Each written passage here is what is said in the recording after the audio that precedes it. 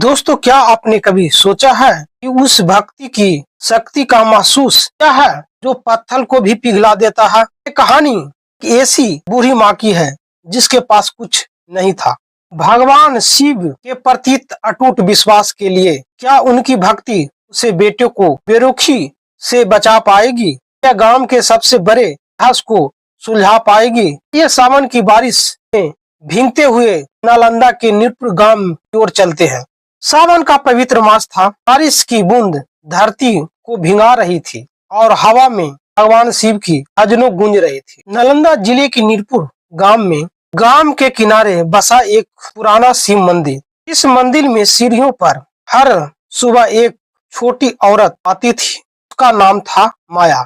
उम्र में तो उसके शरीर को जरा जर कर दिया था, लेकिन उसकी आंखों में भोलेनाथ के प्रति विश्वास की चमक आज भी वैसी ही थी जैसे 5 साल पहले थी। माया की जिंदगी आसान नहीं थी। उसके 3 बेटे थे, रामू, श्यामू और घनश्याम। अब बड़े हो चुके थे, शादीशुदा हो गए थे और शहरों में अच्छा खासा काम कर रहे थे। लेकिन माया के लिए उन दिल बच्चे के लिए सूख चुका था। माया की पृष्ठि वे बचपन में ही शिव की भक्ति थी। उनके प्रतीत रामलाल एक साधारण इंसान थे जो माया की भक्ति को देखकर हमेशा कहते थे कि माया, हमारी पूजा में एक भोलेनाथ जरूर आएंगे। पति की मृत्यु के बाद माया अकेली पड़ गई। बेटों ने उसे घर के लिए कोने में ठुकरा दिया। बहुओं की ताना और बेटों को बेहुरी ने माया को दिल तोड़ दिया, लेकिन उसने कभी भी शिव भक्ति नहीं छोड़ी।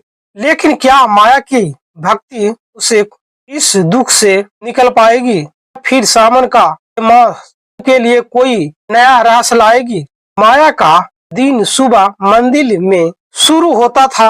वे गंगा से जल लाती थी, मगर शिवलिंग पर चढ़ाती थी, बेलपत्र अर्पित करती थी और घंटों मंत्र जाप करती थी। गांव वाले उसकी भक्ति को देखकर कहते थे, माया माँ की भक्ति तो सच्ची है, लेकिन क्या फायदा, उनके बेटे तो नहीं भुला चुके हैं। रामू माया का बड़ा बेटा था, शहर में दुकान चलाता था। उसकी पत्नी सुशीला माया को ताना मारती थी। सासू माँ, शिव मंदिर में बैठकर क्या मिलता है, कुछ काम धाम कर लो, तो घर में कुछ मदद कर दो। श्याम मंझला बेटा था जो फैक्ट्री में काम करता था। वह माया से कहता था, तुम्हारी पूजा तो पेट नहीं भरता है, आजकल पैसा ही भगवान है। घनश्याम सबसे छोटे चुपचाप रहता था, लेकिन उसकी पत्नी रानी सबसे ज्यादा को मंदिर दुख देती थी। वह कहती थी कि बूढ़ी में बैठने की आदत बन गया है, हमारे पास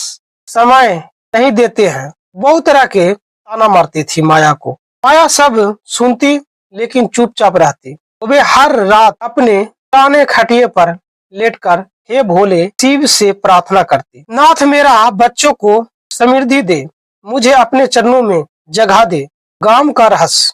गांव में एक पुराना शिव मंदिर था जिसके बारे में लोग बात करते थे। कहा जाता था कि तरह तरह की सावन के महीने में मंदिर में अजीब अजीब आवाज आती है गाने की।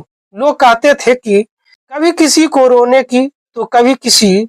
यह मंदिर स्थापित है कई साल पहले एक प्रेम का जोड़ा राधा और शंकर का मंदिर में अपनी शादी की मन्नत मांगने गए थे। किसान का बेटा था। राधा गांव के जिम्मेदार का बेटी थी और शंकर एक गरीब। जिम्मेदार ने शंकर को हत्या करवा दी थी और राधा अभी से उसकी आत्मा ने मंदिर में अपनी जान दे दी थी। मंदिर में भटकती है। तो क्या की जिंदगी और माया इस रहस्य को सुलझा पाएगी या फिर दुखद में डूब जाएगी? वीडियो में बने रहिएगा। रास्ती रात एक सावन की माया मंदिर में पूजा कर रही थी। बारिश की बूंदे मंदिर में छत से टपक रही थी। तभी एक साधु मंदिर से दाखिल हुआ और उनकी जटा गीली थी, माथे पर भस्म, उनकी आंखों में एक ऐसी चमक थी का तिलक और गले में उद्रास की माला, जैसे वे साक्षात भगवान का शिव का दूत है। साधु ने माया को देखा और कहा, वो जगाया है, लेकिन क्या तुम्हें तुम्हारी भक्ति तो भोलेनाथ तैयार हो अपनी भक्ति परीक्षा देने के लिए? माया ने कांपते हुए कहा, बाबा मैं तो एक साधारण औरत हूँ, मेरे पास कुछ नहीं है। साधु ने मुस्कुराकर एक छोटा सा बोला, रास देता हूँ, इसे अपने पास रख लो, जब समय आएगा ये तुम्हारे रास्ता दिखाएगा। सावन का ये मास तुम्हारे लिए खास रहेगा। हमारी भक्ति न केवल तुम्हारी उद्धार करेगी बल्कि इस गांव के एक बड़े रहस्य को भी सुलझाएगी। मैं विलीन हो गया। इतना कहकर साधु गायब हो गया। जैसे ही बारिश की बूंद माया ने उदरास को अपनी साड़ी में और मन ही मन सोचने लगी, पल्लू में बांध लिया। ये साधु कौन था? यह उदरास क्या चमत्कार करेगी? माया ने गांव को बुजुर्गों के साथ और जानने की कोशिश की। राधा और शंकर की कहानी के बारे में गांव की सभी बुजुर्गों, दादी गंगा माई ने बताया। राधा और शंकर का प्यार इतना सच्चा था भी कि उसे देखकर सावन की बारिश में तरमंग हो गया। लेकिन जमींदार की करुणा के उन्हें प्यार को खत्म कर दिया।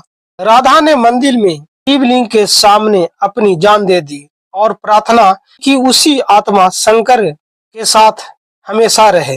गंगा माई ने आगे बताया, लोग कहते हैं कि सावन की रात में मंदिर में राधा के गीतों की आवाज आती है, वो पुकारती है, लेकिन कोई नहीं जानता कि उनकी आत्मा को मुक्ति नहीं पा रही है। वे अपने शंकर सुनकर रोंगटे खड़ा हो गया। उसने सोचा कि शायद ये साधु ने इसी रहस्य के माया को ये कहानी बात कही थी, लेकिन मैंने एक कमजोर औरत हूँ, यह कैसे करूँगा?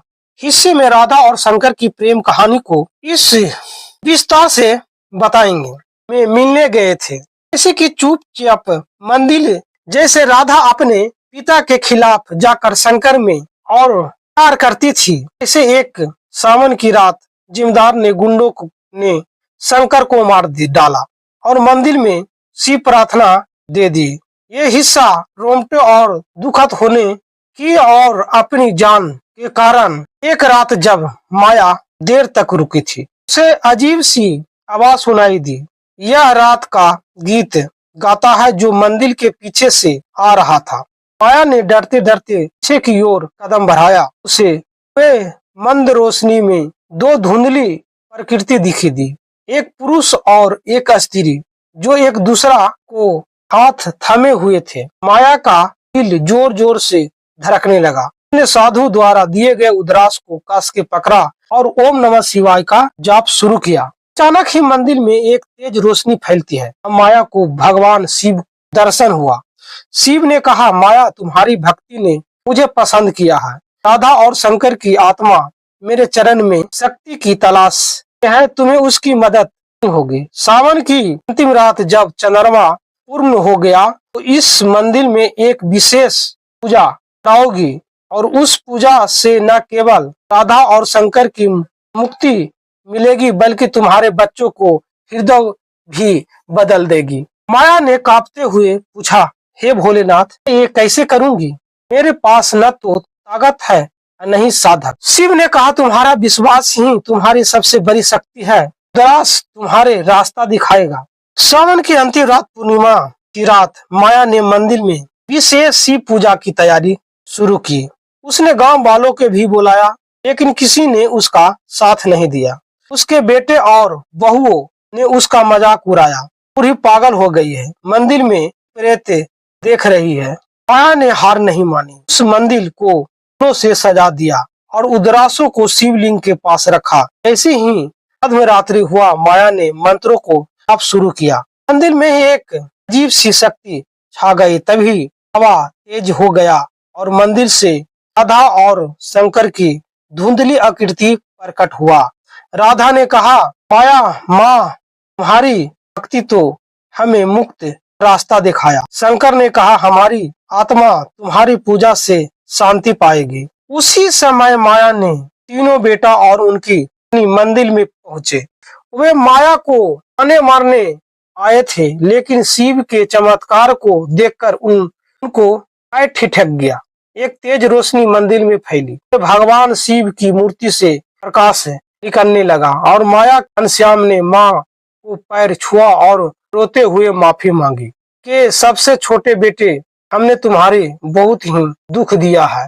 रामू और श्यामू भी माया को, माँ हमें माफ कर दो, सामने नकारात्मक हो गया और उनकी पत्नी भी रोने लगी। न केवल राधा और शंकर की आत्मा को मुक्ति दी बल्कि उनके परिवार को भी जोड़ दिया। गांव में शिव माया की भक्ति का लहर दौड़ पड़ी। लोग माया को शिव भक्त माया कहने लगा। उस मंदिर में बिताया। माया ने अपनी अंतिम दिन वहां हर सावन भगवान शिव के आराधना करती थी। हमें तो सावन मास के एक कहानी सीख देती है कि सच्ची भक्ति और विश्वास से कोई संभव कार्य असंभव हो जाता है। भगवान शिव हर भक्त की पुकार सुनते हैं, चाहे कितनो दुख हो। अगर मन शुद्ध और विश्वास अटल हो, अवश्य मिलेगा। तो भोलेनाथ का आशीर्वाद है।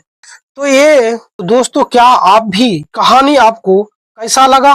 वीडियो पसंद आए तो लाइक कीजिएगा और चैनल को सब्सक्राइब कीजिएगा और कमेंट में हर हर महादेव माया की तरह अपने विश्वास को जगाने के लिए तैयार हो। क्या आप सावन की इस रात को भगवान शिव को शरण में जाएंगे? तो आप कमेंट बॉक्स में जरूर बताइएगा।